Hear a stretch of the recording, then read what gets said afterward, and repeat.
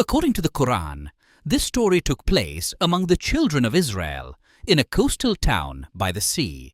Fishing was their livelihood. The ocean was their source of survival. The Quran does not mention the name of the town. However, some Islamic interpretations suggest that it may have been Ayla, a town located near the Red Sea.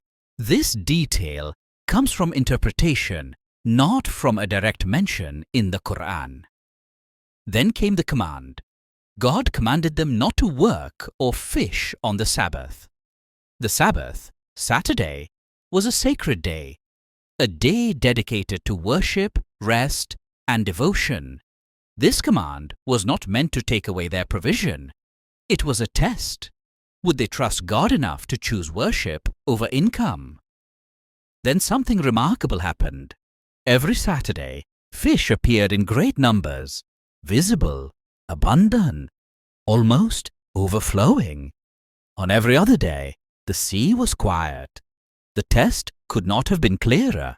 They did not want to openly disobey, so they searched for a loophole.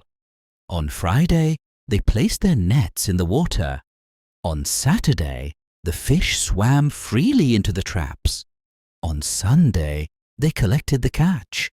They told themselves, "We did not fish on the Sabbath." But they knew the truth. Among them were people who warned the others. They said, "Why do you persist in wrongdoing? Why do you test what God has forbidden?" But the warnings were ignored. The truth was simple. If they had chosen worship, God would have increased their provision.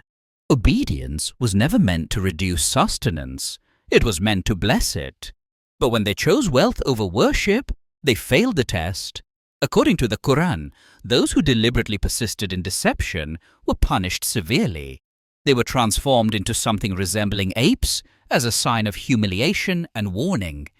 This punishment was limited to that specific group only. It did not continue beyond them, and they left no descendants. It was not meant to create a lineage, but to serve as a lesson. This story was never about fishing. It was about priorities, about choosing God when temptation feels reasonable, and about understanding one truth: provision comes from obedience, not deception. The Sabbath was one day.